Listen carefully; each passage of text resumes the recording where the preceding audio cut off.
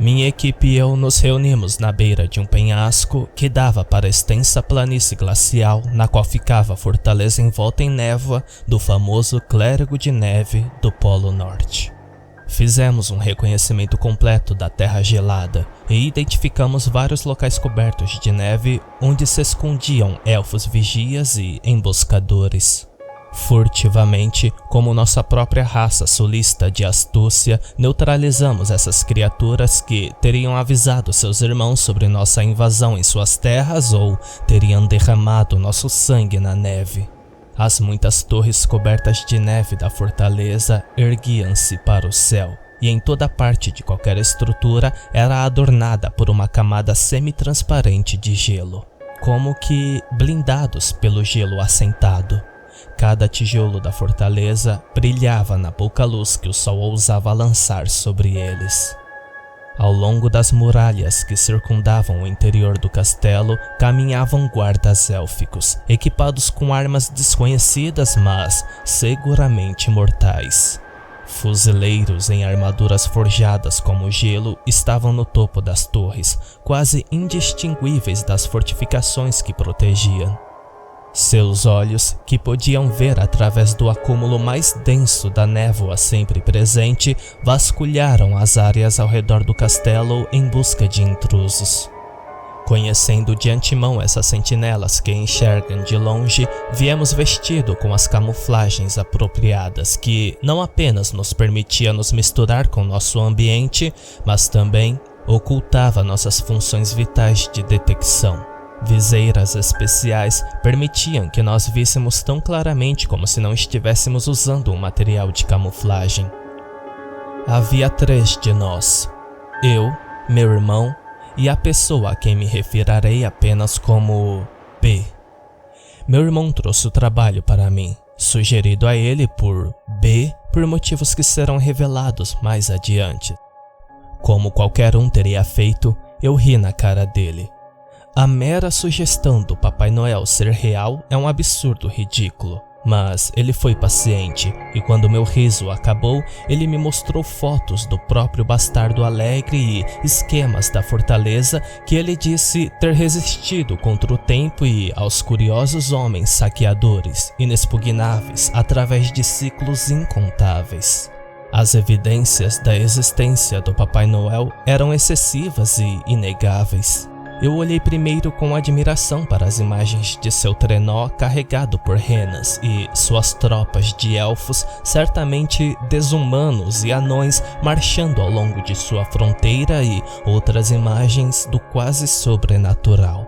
E então, um calafrio tomou conta do meu coração, assim como havia passado e se instalado no coração de qualquer um que ousasse aventurar-se naquela terra. Porque em nenhuma das imagens, o Papai Noel era representado como portador de presente excessivamente alegre da lenda, mas como um sinistro feiticeiro de olhos azuis lançando magia negra sobre um acampamento de invasores tolos.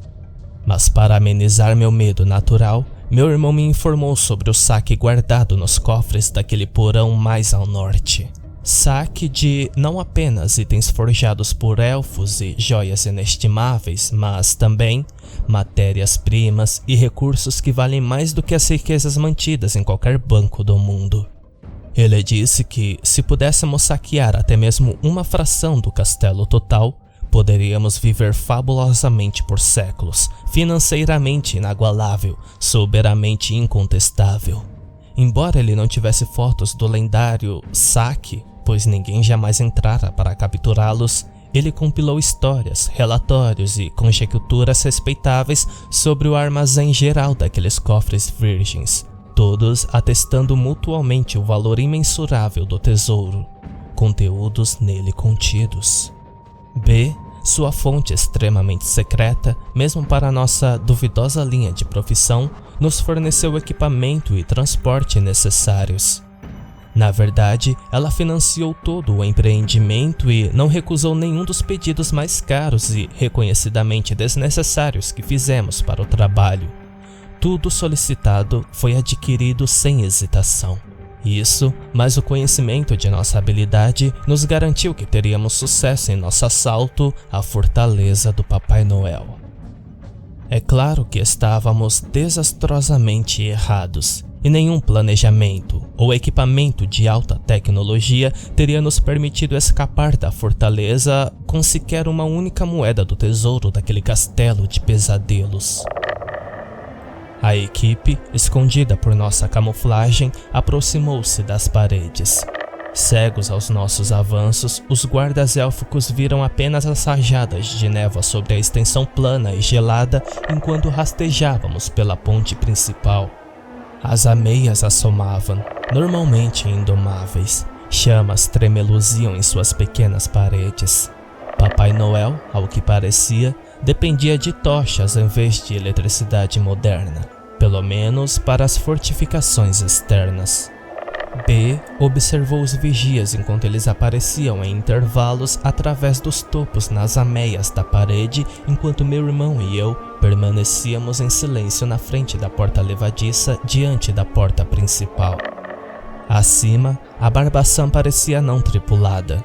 Os soldados na parede aparentemente eram considerados suficientes. Trouxemos equipamentos de invasão e esperamos o sinal de B para prosseguir. Quando ela ficou satisfeita por não termos sido detectados, ela fez sinal para que começássemos. Meu irmão afixou as cargas térmicas no portão e nos amontoamos nos lados pedregosos enquanto os dispositivos faziam seu trabalho. Rapidamente e silenciosamente, eles comeram o metal, até que um pequeno buraco foi feito no portão coberto de gelo. Rastejamos de bruços por ela e realizamos a mesma ação contra a porta de madeira. Papai Noel, de acordo com as informações de B, havia saído durante o dia para alguma incumbência, deixando a Mamãe Noel como guardiã de sua fortaleza. E ela, ocupada com seus próprios negócios, supostamente se confinou ao calabouço dentro da torre mais alta. Em sua ausência, ele naturalmente aumentou a segurança dentro do castelo, com um Natal não muito distante.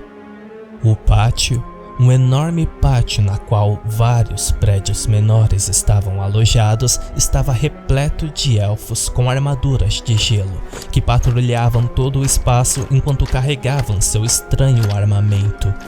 Eles saíram, entrando pelas várias soleiras e portões suplementares do muro. A porta principal, no entanto, nunca foi aberta. A regra estrita é que ela permaneceria fechada sempre que o Papai Noel não estivesse no castelo. Devido ao silêncio com que havíamos arrombado a porta, os dois guardas posicionados diretamente além dela não notaram nossa entrada, e nós rapidamente lidamos com eles antes que pudessem dar o alarme.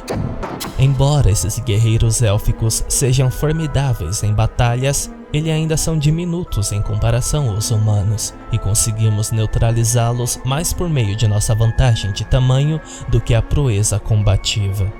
Assim que seus corpos, ainda vivos, apenas inconscientes, foram enterrados na neve, nos armamos com suas armas peculiares. Nós os deixamos com suas armaduras, embora, pelo visto, fossem muito superiores às nossas. Não havíamos planejado matar ninguém e sabíamos que mesmo essas criaturas de sangue frio e temperamento invernal poderiam eventualmente sucumbir aos efeitos fatais do frio angustiante se deixados desprotegidos. Meu irmão e eu pegamos as estranhas carabinas de aço azul que tinham algum tipo de cristal auto-reabastecido ou nunca exaustivo como munição, enquanto B pegou um sabre de cristal curto, cujo punho mostrava runas onduladas em alguma língua europeia antiga. Uma vez que nossa camuflagem adaptativa se estendeu sobre as armas, partimos em direção à fortaleza principal, onde jazia o tesouro que procurávamos. A fortaleza principal ficava no topo de uma pequena elevação do terreno, com duas torres maciças nas laterais.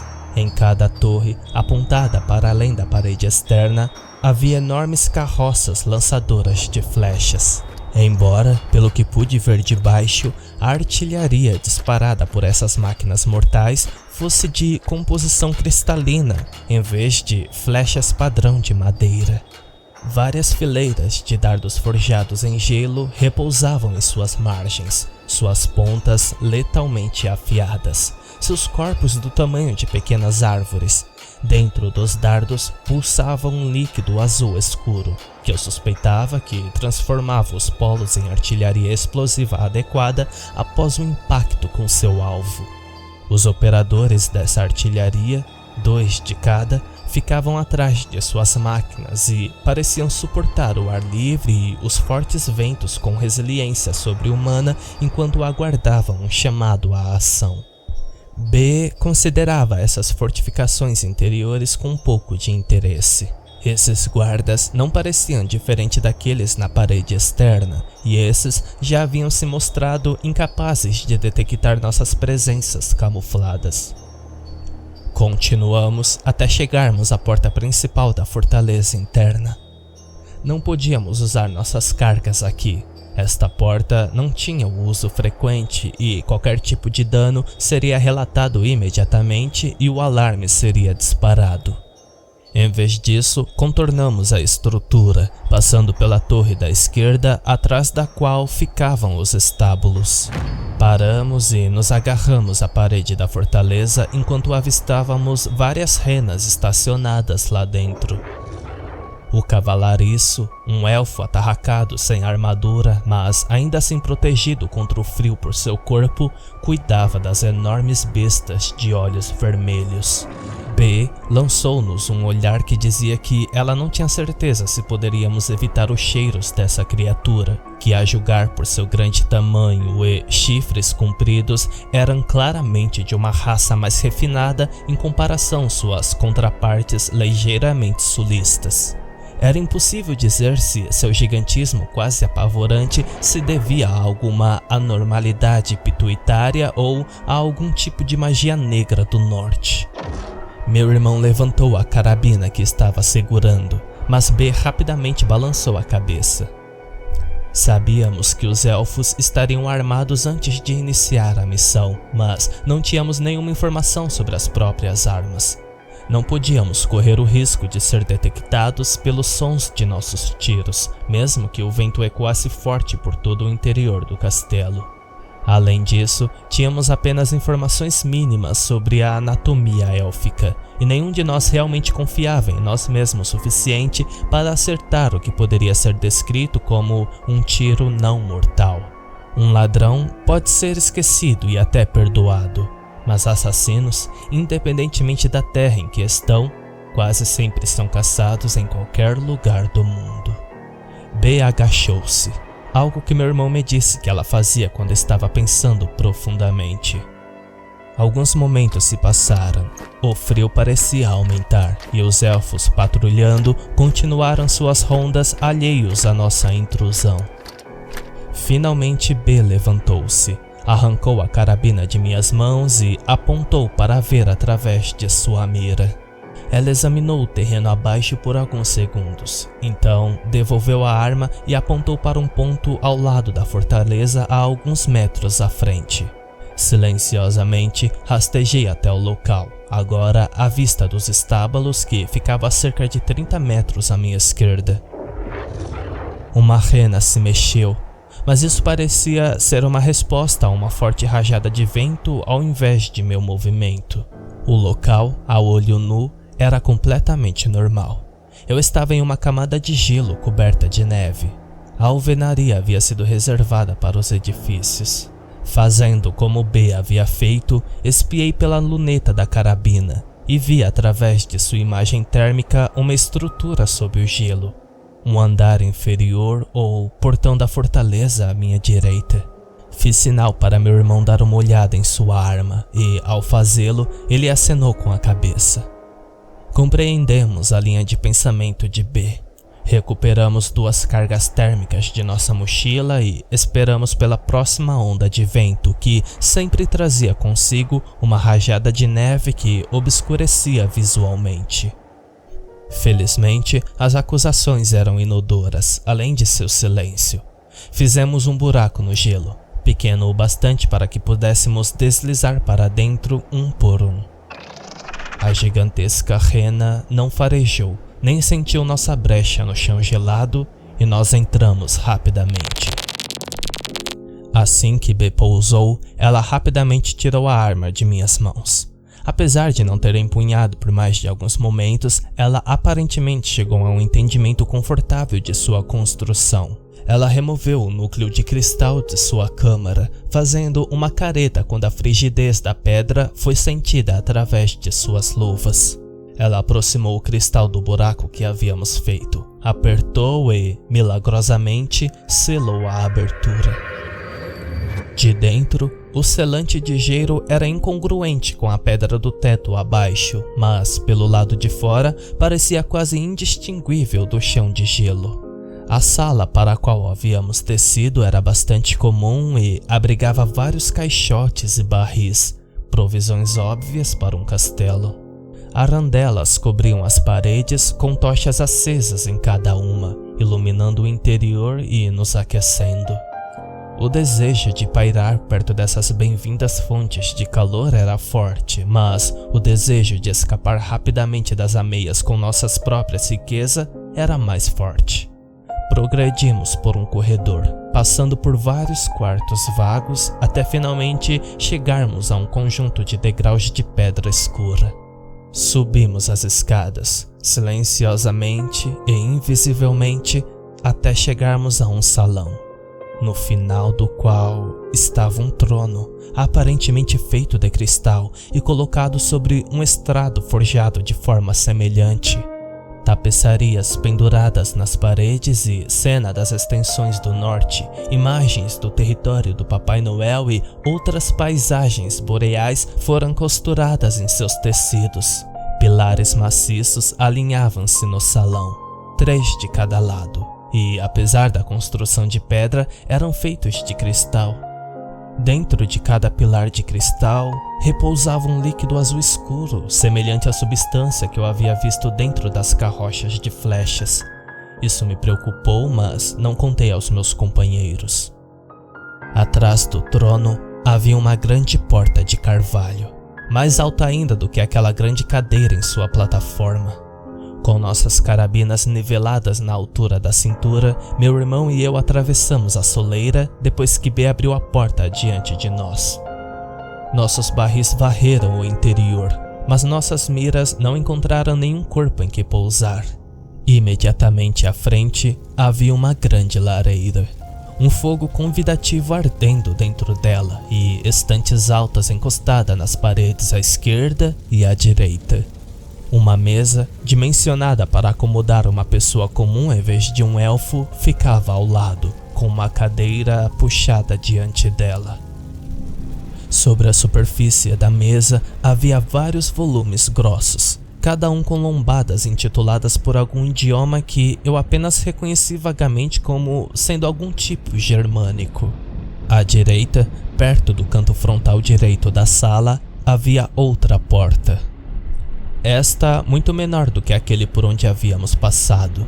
Sem perder tempo para um exame mais aprofundado do escritório aquecido pelo fogo, nos aproximamos dessa porta e arrombamos silenciosamente, exatamente como havíamos feito da última vez. Tínhamos então entrado em um corredor iluminado por tochas, e no final dele havia outra porta. B parou no meio do corredor e se agachou, embora esse não fosse o descanso contemplativo que ela exibiu antes. Meu irmão e eu imitamos sua postura e ouvimos atentamente em busca de sinais de atividade. Não ouvimos nada de nenhuma das paredes, mas à frente suavemente vieram os sons de algum tipo de maquinário. Erguendo-se apenas ligeiramente de sua posição agachada, B rastejou para a frente, e meu irmão e eu seguimos o exemplo. Chegamos à porta e, em vez de abri-la como havíamos feito nas duas anteriores, apontamos nossas armas para perto da madeira. A imagem térmica da luneta penetrou a porta e nos mostrou uma sala enorme, cheia de montes altos, sobre os quais rastejavam grandes figuras semelhantes a aranhas. Eu entreguei minha arma para a B e ela examinou a sala, então devolveu minha arma para mim. Ela acenou a cabeça para nossas armas, indicando que estávamos livres para atirar nas coisas animadas lá dentro. Ela então agarrou a maçaneta de latão, soltou o sabre do cinto e abriu a porta. Armas levantadas, meu irmão e eu entramos na sala, mas nenhum de nós disparou um tiro. Dentro da sala, empilhado em grandes pilhas que quase tocavam o teto, haviam pilhas e mais pilhas de gemas brilhantes, moedas brilhantes e artefatos estranhos, mas não menos belos. O puro brilho coletivo do saque era quase ofuscante, e as chamas das tochas em seus castiçais nas paredes pareciam fracas e inúquas em comparação. Rastejando sobre as pilhas de tesouros, polindo moedas e tirando o pó das gemas, havia automatos aracnoides construídos de gelo e metal, aparentemente do tamanho de cachorros pequenos. Delicadamente, sem esforço, eles subiam e desciam cada montículo e precipício, fazendo seu trabalho de custódia com uma eficiência finamente programada. Apesar de B nos autorizar a atirar, nenhum de nós queria atirar nessas criaturas mecânicas. Não devido a qualquer reconhecimento da inocência, pois eram bastante repugnantes, mas por preocupação com as joias. Danificar a superfície de um único era equivalente a blasfêmia em nossas mentes avarentas. As baterias que alimentavam nossos trajes camuflados tinham uma vida útil projetada de 6 horas antes de precisarem ser recarregadas, e estávamos no terreno do castelo há pelo menos 1 hora. Insinuei isso a B, apontando os trajes e nossas armas, e ela assentiu. Poderíamos reunir nosso saque e fazer uma fuga camuflada sem enfrentar inimigos desnecessariamente. Os zeladores mecânicos não prestaram atenção em nós quando nos aproximamos, assegurando-nos de nossa proteção invisível. Colocamos nossas malas diante da montanha central e começamos a empilhar pedras preciosas, troféus e moedas indiscriminadamente na sacola. À medida que cada objeto passava de seu ninho naquela montanha para nossas malas, ele era incorporado à camuflagem e parecia desaparecer da existência. Nossos dedos se agarraram com destrezas, nossos corações bateram com euforia mal contida, nossos olhos piscaram sob pedras de coração de fogo e alma de gelo. Quando nossas malas estavam cheias a ponto de transbordar, nós colocamos sobre os ombros e nos viramos para sair. Nós nos orgulhamos de nossa intrusão não detectada no castelo do Papai Noel, e com o tesouro saqueado pesando sobre cada um de nós, nosso orgulho floresceu. Até B, que em todos os outros momentos era impassível, tinha um sorriso largo no rosto enquanto caminhava em direção à porta. Deixando para trás aqueles aracnídeos sem cérebro e sempre obedientes, voltamos pelo corredor. Cruzamos o escritório. Passamos pela parede coberta de tapeçaria da sala do trono e entramos novamente na área de armazenamento na qual havíamos descido apenas 1 hora antes. Não querendo arriscar um colapso estrutural imprevisto, fizemos mais um buraco no mesmo local do anterior e subimos pelo teto. Demorou um pouco mais, pois agora tínhamos que empurrar nossas pesadas malas para a superfície, mas escapamos do interior sem chamar a atenção para nós. Antes que B pudesse desarmar, desalojei o cristal de minha arma e apliquei o selante gelado no chão, fechando o buraco que havia feito. Ela sorriu e acenou com a cabeça, e eu devolvi a expressão. Meu irmão revirou os olhos e fez um gesto para que avançássemos. Em seguida, contornamos a fortaleza, planejando retornar pelo portão principal assim como entramos.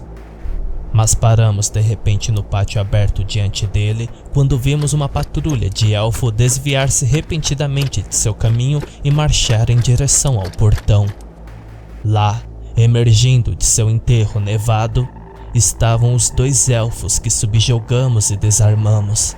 Eles se sacudiram e foram imediatamente interrogados pelo líder da patrulha. Apenas um momento depois, o líder gritou em sua língua élfica inteligível e um alarme, aparentemente vindo de todos os lugares ao mesmo tempo, soou e as ameias ganharam vida. Antes que B pudesse bolar um plano de ação, uma explosão de alguma energia tingida de azul disparou pelos terrenos do castelo. Ela nos atingiu e eu esperava que a onda chamuscasse minha carne ou pelo menos chacoalhasse meus ossos, mas o impacto contra meu corpo foi fisicamente imperceptível. O impacto, entretanto, não foi sem efeito. Imediatamente, faíscas azuis queimaram meu corpo e o efeito da camuflagem de nosso equipamento foi desativado. Ficamos completamente expostos, cercados por um verdadeiro exército de elfos. B, antes da missão, havia nos informado que esses elfos defensores não faziam prisioneiro. Ordens sombrias do Papai Noel em relação ao tratamento de invasores. Quando ficamos visíveis e seus olhos azuis se voltaram para nós, sabíamos que não haveria clemência. B retirou seu sabre e, sem qualquer anúncio ou preâmbulo diplomático, ela avançou em direção a um grupo de elfos próximos. Eu ouvi sua lâmina cantar uma canção de letalidade gelada enquanto voava pelo ar, e havia atravessar o braço de um elfo que havia jogado o galho para fora defensivamente. Ela então dançou através de seus oponentes, cortando e estocando com celeridade e a destreza de um espadachim experiente. Seus movimentos eram hipnotizantes quando podiam ser vistos, e eu poderia ter ficado lá o dia todo e observado sem me preocupar com meu próprio perigo se meu irmão não tivesse me virado. Sobre as torres que margeavam o forte, as carroças se viraram para o pátio. As lanças cristalinas foram apontadas diretamente para nós, e os operadores ficaram atrás da artilharia acendendo as cargas. Os pensamentos superiores de meu prosencéfalo recuaram e em seu lugar surgiram as funções automatas e praticadas de sobrevivência. Minha carabina foi erguida em direção à torre da direita e meu dedo apertou o gatilho. Fragmentos de gelo finamente afiados foram disparadas do cano assim que a primeira saraivada de dardos foi lançada. Meu irmão também disparou sua arma e, por alguma intuição quase telepática de fraternidade, ele atirou na outra carroça.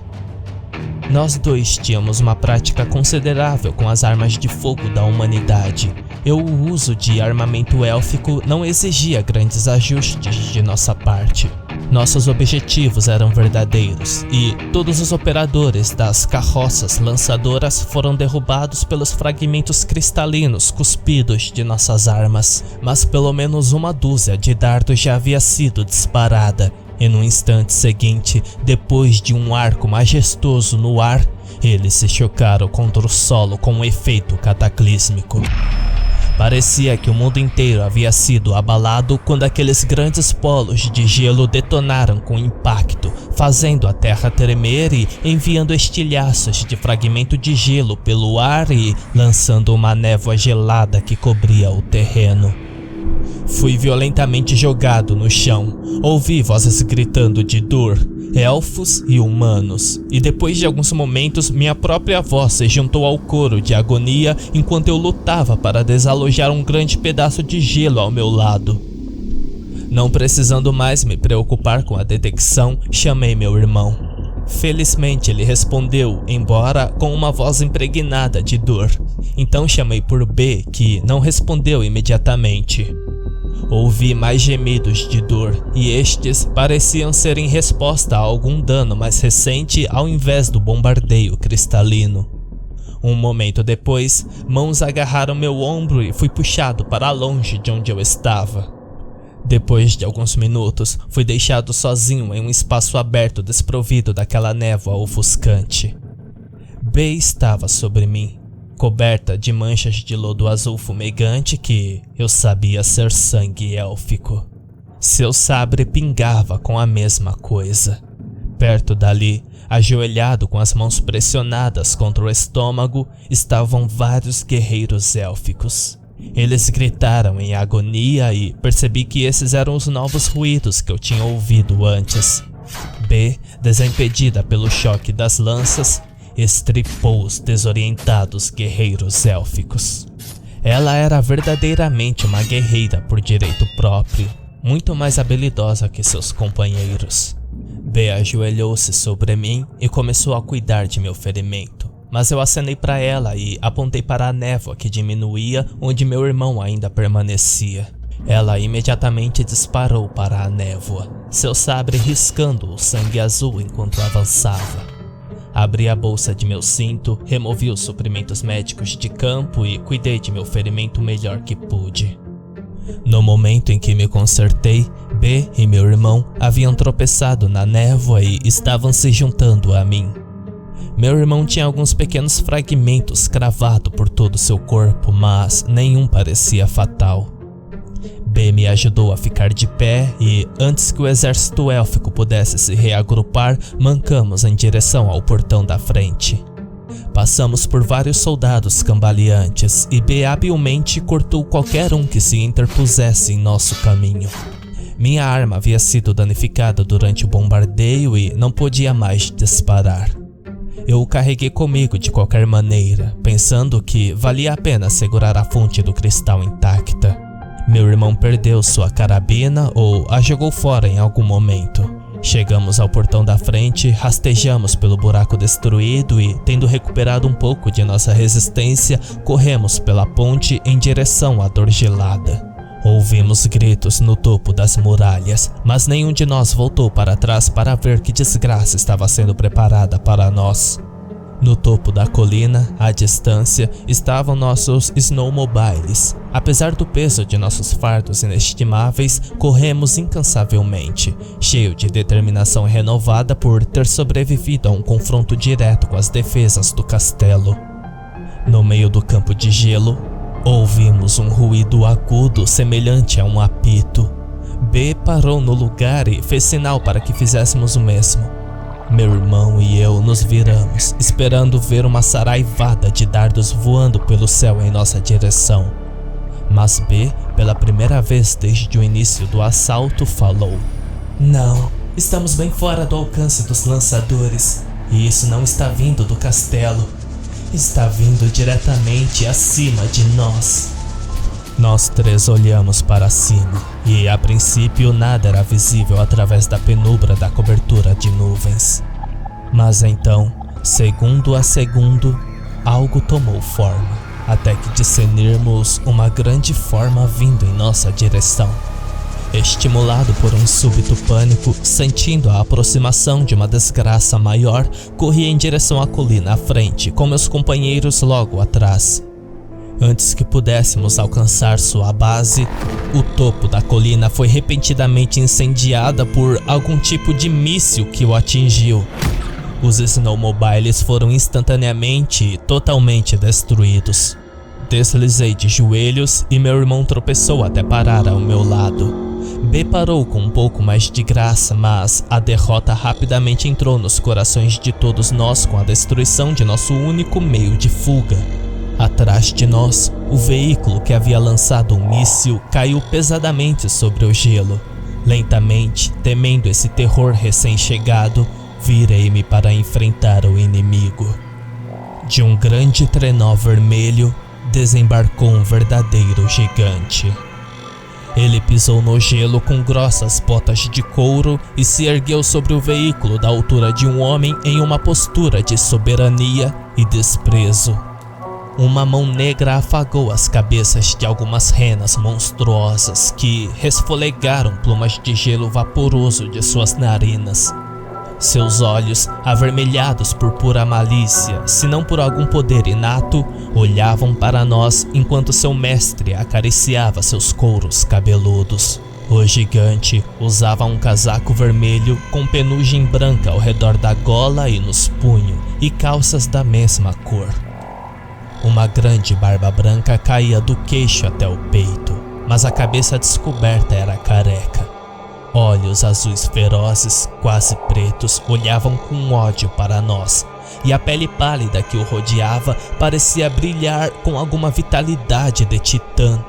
A boca, de borda branca, franziu a testa. As bochechas avermelhadas incharam. O nariz bulboso contraiu-se com irritação. Como vocês se atrevem a invadir o castelo Wodan, o lar do clã Noel? A voz ressoou pela extensão, e as nuvens acima pareciam recuar brevemente em resposta à acusação estrondosa.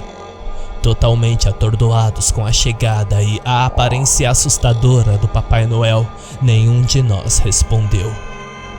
As luvas do portador do presente lendário se enrolaram em punhos maciço, como blocos, e em uma aura azul gelado começou a girar em torno de sua figura gigantesca.